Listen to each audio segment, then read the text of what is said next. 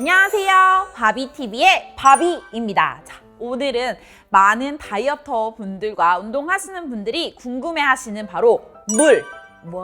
우리는 과연 왜 물을 많이 먹어야 하며 물의 역할은 무엇인지, 그리고 그 많이의 기준은 어느 정도인지 오늘은 그 부분에 대해서 한번 심도 있게 파헤쳐 보려고 합니다. 자, 우리 몸에는 물이 얼마나 있을까요? 평균적으로 좀 사람의 몸에는 한 70%의 정도의 체액이 차 있다고 합니다. 어렸을 땐 그거보다 조금 더 많은 체액을 가지고 있지만 나이가 들수록 점점점 줄어들면서 평균적으로 한 70% 정도가 좀 물이라고 하는데, 이 물이 부족했을 때 내 몸에서 일어날 수 있는 현상이 첫 번째, 아무래도 들어오는 수분이 부족하다 보니까 노폐물 배출이 좀 어렵다고 해요. 그리고 두 번째로 신진대사가 떨어진다고 합니다. 특별한 이유 없이 조금 에너지가 떨어지거나 피로하신 분들은 좀 물이 부족한가? 라는 의심을 한번 해보시고 물을 좀 더 드시면 좋을 것 같고, 자, 그렇다면 우리가 이 흔히 말하는 물이라고 하는 거는 깨끗한 물을 먹잖아요. 그럼 내 체내에도 이 깨끗한 물이 있을 거라고 생각을 하지만 실제로 내 체액 속에 있는 물에는 0.9%의 염분이 차 있다고 합니다. 그리고 신기하게도 우리 몸은 그 염분의 농도를 유지하려고 한대요. 그래서 되게 짠 음식을 먹거나 하면은 되게 갈증을 많이 느끼잖아요. 그게 몸에 필요 이상의 염분이 들어왔고 이거를 희석하고 좀 염분을 배출하기 위해서 갈증을 많이 느끼는 거라고 해요. 그래서 이 농도를 계속 유지하려고 하는데, 자, 그럼 여기서 이제 출발할 수 있는 문제점이 하나 있습니다.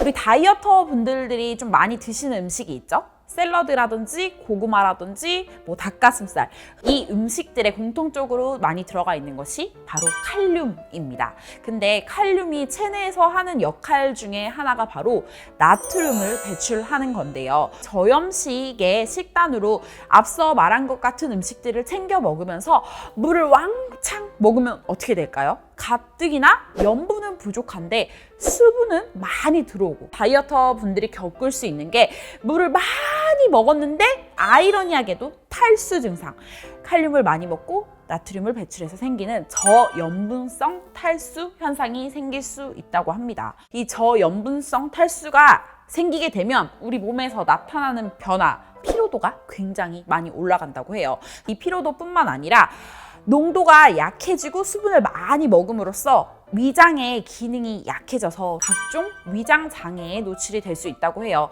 그래서 실제로 다이어트 하시는 분들 중에 좀 소화가 안 되고 더부룩하다라는 느낌을 받으시는 분들이 꽤 있어요. 여기에 해당이 되는 케이스의 분들이라면 이 저염분성 탈수를 좀 의심해 볼 수 있으니까요. 각자 좀 자신의 생활 스타일에 따라서 한번 체크를 해보시면 좋을 것 같아요. 그렇다면 과연 물을 얼마나 먹어야 할까? 나와 있기로는 내 체중에 곱하기 0.03 정도를 곱하면 좀 적절한 나의 수분 양을 한번 도출해 볼 수 있다고 합니다. 그렇다고 해서 절대 이 공식이 모두에게 통하는 공식은 아닙니다. 땀 배출이 많으신 분들은 아무래도 수분이 조금 더 많이 필요할 수밖에 없겠죠. 그리고 내가 식사를 할 때 어느 정도의 염분을 섭취하느냐에 따라서도 또 물의 이 흡수량은 좀 달라질 수 있어요. 그렇기 때문에 지금 이 공식으로 딱 계산해서 이게 정답이야 라고 생각을 하시는 것보다는 좀 도출을 해보고 이 정도의 선에서 내 라이프 스타일에 맞게끔 이거보다 적게 혹은 이거보다 많이 드시는 게 좋으실 것 같고, 자, 그렇다면 우리가 물을 먹어야 하는 타이밍에 대해서도 한번 짚어보려고 하는데, 아침에 일어났을 때 내 체온과 비슷한 물 한 잔을 먹는 게 정말 좋다고 해요.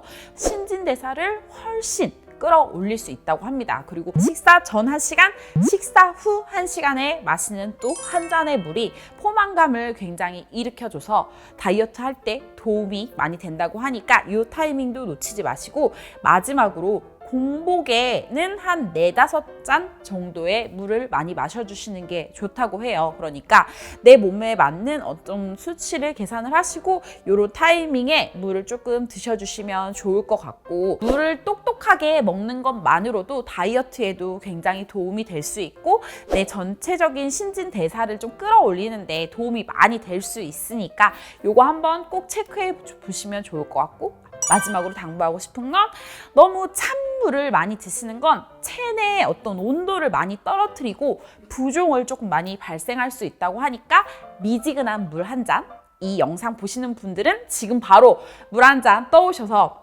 같이 한 잔 드셔보시면 좋을 것 같고요. 혹시 이 외에도 물에 관해서 조금 궁금하신 게 있으신 분들은 댓글 남겨주시면 또 제가 친절하게 답댓글 달아드릴 테니까요. 댓글 많이 남겨주시고요.